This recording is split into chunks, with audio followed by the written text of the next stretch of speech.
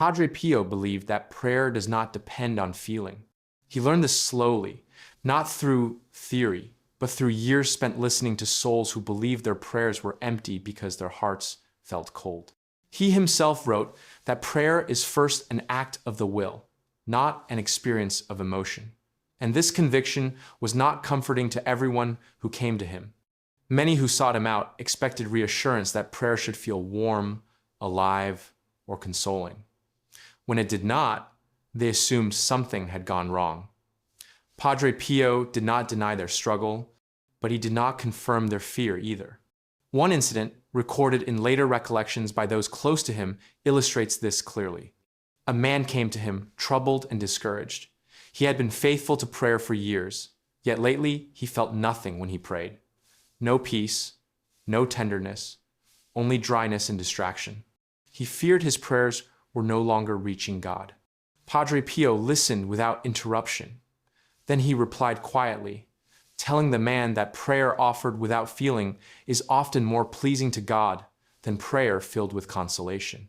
The exact words are not preserved, but the meaning was repeated often enough that it became characteristic of his counsel. What mattered to him was not what the soul experienced, but what the soul chose. Padre Pio himself endured long periods of interior darkness. In his letters, he described times when prayer felt like an effort made in blindness. He did not romanticize this. He called it suffering.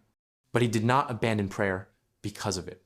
In one letter, he explained that when the soul prays without consolation, it prays in faith rather than reward.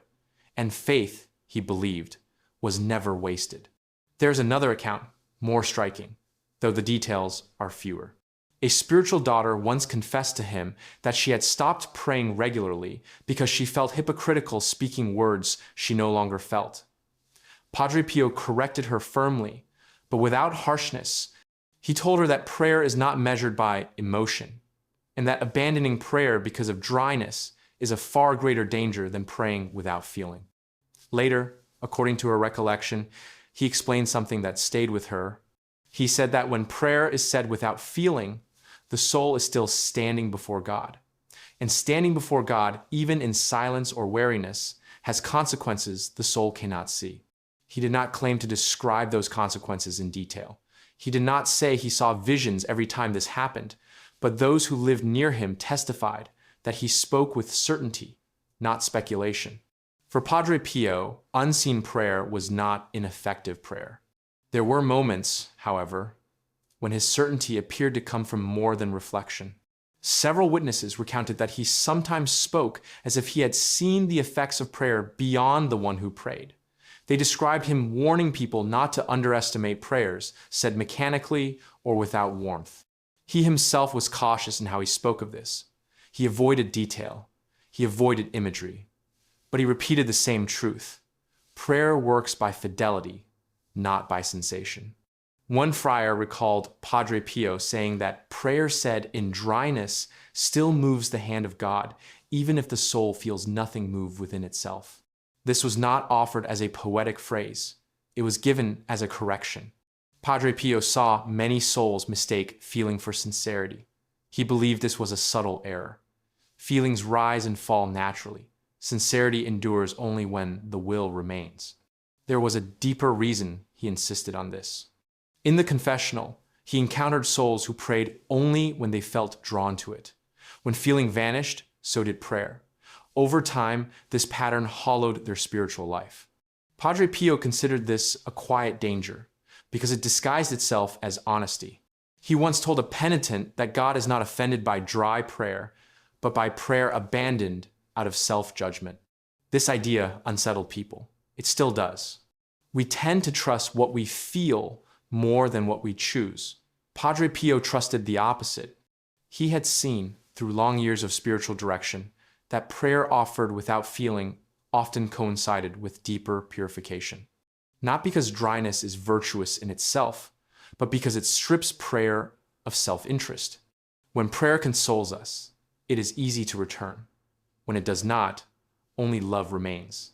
Padre Pio never said this made prayer easy. He never told people to ignore their struggle. He acknowledged the weight of continuing when nothing seems to answer back. But he also believed something else. He believed that prayer spoken in dryness still enters eternity. He did not explain how.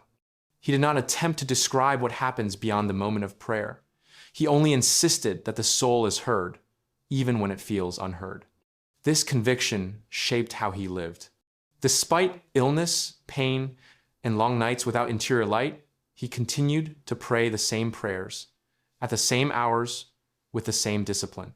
Not because they felt alive, but because they were faithful. Those who observed him closely noted that his perseverance did not always coincide with visible peace. Sometimes his face showed strain, sometimes fatigue. Yet he did not shorten prayer when it felt empty. He once remarked that God values prayer said in weariness because it is offered without payment. This was not a condemnation of joyful prayer. Padre Pio was grateful for consolation when it came, but he did not consider it essential. For him, prayer was a relationship sustained by fidelity, not emotion. This understanding changes how prayer is measured. If prayer depends on feeling, then its value fluctuates daily. If it depends on choice, its value remains steady even when the soul falters. Padre Pio believed this steadiness mattered more than intensity. There is a quiet comfort in this, though it is not immediately felt. Many people stop praying because they believe their words have become hollow. Padre Pio would have said the opposite, that prayer becomes hollow only when it is abandoned. Dryness, distraction, even boredom did not disqualify prayer in his eyes. They revealed its cost. He believed God sees not only the words spoken, but the resistance overcome to speak them. This belief was not sentimental. It was sober. Prayer without feeling does not guarantee immediate change. It does not remove suffering. It does not always bring clarity. Padre Pio did not promise these things. What he believed was simpler and heavier. That prayer, said faithfully, even without feeling, still places the soul under God's gaze. And that remaining there matters. In the end, Padre Pio did not teach people to chase a certain interior state. He taught them to remain. Remain when prayer feels alive. Remain when it feels empty. Remain when words come easily. Remain when they feel like stones. Because for him, prayer was not proven by sensation, but by presence. And presence, even without feeling, was never ignored by God. He believed this to the end, and he lived as if it were true.